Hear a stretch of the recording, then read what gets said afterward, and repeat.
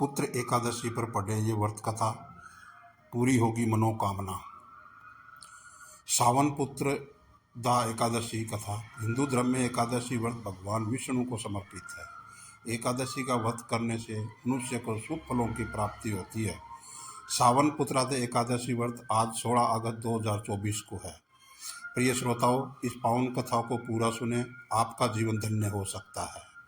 Video को like और ज़्यादा से ज़्यादा शेयर करें तथा हमारे चैनल गणपति जी स्टोरीज को सब्सक्राइब कर लें। आओ सुनते हैं श्रावण पुत्रादा एकादशी व्रत कथा। एकादशी के महात्म्य का आनंद लेते हुए धनुधर अर्जुन ने कहा, हे प्रभु, ये कल्याणकारी और महापुण्यदायी कथाएं सुनकर मेरे आनंद की सीमा नहीं है और मेरी जिज्ञासा बढ़ती ही जा रही है। हे कमल नयन, आप मुझे श्रावण मास के शुक्ल पक्ष की एकादशी की कथा सुनाने की कृपा करें। इस एकादशी का क्या नाम है तथा इसके व्रत का क्या विधान है, इसमें किस देवता का पूजन किया जाता है और इस व्रत करने से किस फल की प्राप्ति होती है। श्री कृष्ण ने कहा, हे धनुधर, श्रावण माह के शुक्ल पक्ष की एकादशी कथा के श्रावण मात्र से ही अनंत यज्ञों का फल प्राप्त होता है। हे पार्थ, द्वापर युग के आरंभ में ही महिष्मती नामक की एक नगरी थी। उस नगरी में महाजीत नाम का एक राजा राज्य करता था। वह पुत्रहीन था, इसलिए वह सदा दुखी रहता था। उसे वह राज्य, सुख और वैभव सभी कुछ बड़ा ही कष्टदायक प्रतीत होता था, क्योंकि पुत्र के बिना मनुष्य को इहलोक और परलोक दोनों में सुख नहीं मिलता। राजा ने पुत्र प्राप्ति के बहुत उपाय किए, किंतु उसका हर उपाय निष्फल रहा। जैसे जैसे राजा महाजीत वृद्धावस्था की ओर बढ़ता जा रहा था, वैसे वैसे उसकी चिंता भी बढ़ती जा रही थी। एक दिन राजा ने अपनी सभा को संबोधित करके कहा, न तो मैंने अपने जीवन में कोई पाप किया है और न ही अन्याय पूर्वक प्रजा के धन एकत्रित किया है, न ही कभी प्रजा को कष्ट दिया है और न ही कभी देवताओं और ब्राह्मणों का निरादर किया है। मैंने प्रजा का सदैव अपने पुत्र की तरह पालन किया है, कभी किसी ईर्ष्या भाव से नहीं किया है, सभी को एक समान समझा है। मेरे राज्य में कानून भी ऐसे नहीं है जो प्रजा में अनावश्यक ड्रप उत्पन्न कर रहे हों। इस प्रकार धर्मयुक्त राज्य करने पर भी मैं इस समय अत्यंत कष्ट पा रहा हूँ। इसका क्या कारण है? मेरी समझ में कुछ नहीं आ रहा है। आप इस पर विचार करें कि इसका क्या कारण है और इसका जीवन में इस कष्ट से मुक्ति हो पाऊंगा। राजा के इस कष्ट के निवारण के लिए मंत्री आदि वन को गए, ताकि वहां जाकर किसी ऋषि मुनि को राजा का दुख बताकर कोई समाधान पा सके। वन में जाकर उन्होंने श्रेष्ठ ऋषि मुनियों से दर्शन किए।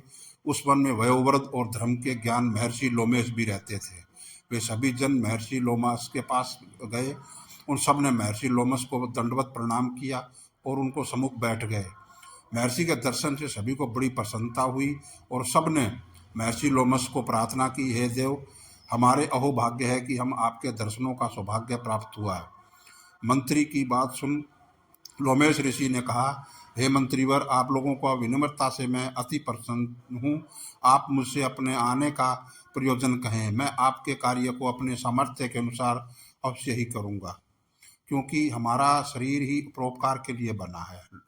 लोमस ऋषि के ऐसे मृत्यु वचन सुनकर मंत्री ने कहा, हे ऋषिवर, आप हमारी सभी बातों को जानते हैं। मैं ब्रह्मा से भी ज़्यादा समर्थ है, अतः आप हमारे संदेह को दूर कीजिए। महिष्मती नामक नगरी के हमारे महाराज महाजीत बड़े ही धर्मात्मा व प्रजा वत्सल्य है।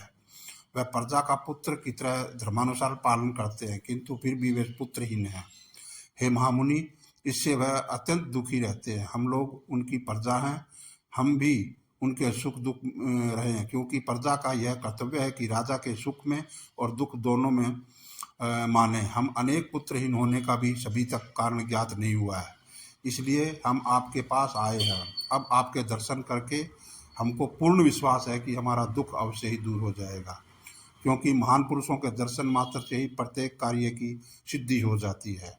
अतः आप हमें बताने की कृपा करें कि किस विधान से हमारे महाराज पुत्रवान हो सकते हैं। हे ऋषिवर, यह आपका हम पर हमारे राज्य की प्रजा पर बड़ा ही उपकार होगा। ऐसा करुणा प्रार्थना सुनकर लोमस ऋषि नेत्र बंद करके राजा के पूर्व जन्मों पर विचार करने लगे। कुछ पलों के बाद उन्होंने विचार करके कहा, हे भद्रजनों, यह राजा पिछले जन्म में अत्यंत उद्दंड था, तब बुरे कर्म किया करता था।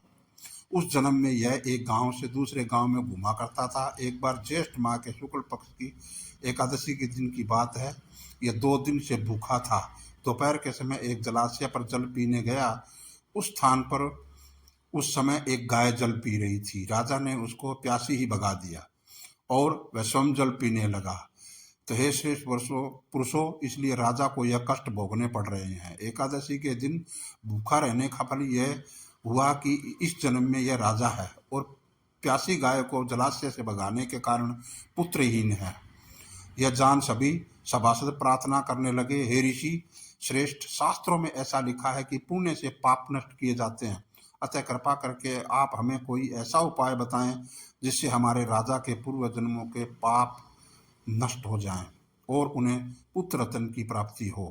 सपासदों की प्रार्थना सुनकर लोमस मुनि ने कहा, हे श्रेष्ठ पुरुषों, यदि तुम सब श्रावण मास के शुक्ल पक्ष की पुत्रादि एकादशी का व्रत और रात्रि जागरण करो और उस व्रत का फल राजा के निमित्त कर दो, तो तुम्हारे राजा के यहाँ पुत्र उत्पन्न होगा।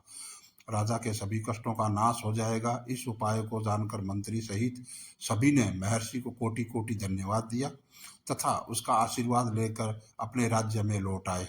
इसके बाद उन्होंने लोमस ऋषि की आज्ञा अनुसार पुत्रादि एकादशी का विधान पूर्वक उपवास किया और द्वादशी को उसका फल राजा को दे दिया। इस पुण्य के प्रभाव से रानी के गर्भ धारण किया और 9 माह पश्चात एक अत्यंत तेजस्वी पुत्र को जन्म दिया। हे पांडुपुत्र, इसलिए एकादशी का नाम पुत्रादि पड़ा है। पुत्र की इच्छा रखने वाले मनुष्य को विधान पूर्वक श्रावण माह के शुक्ल पक्ष की एकादशी का व्रत करना चाहिए। इस व्रत के प्रभाव से इस लोक में सुख और परलोक में स्वर्ग की प्राप्ति होती है। धन्यवाद।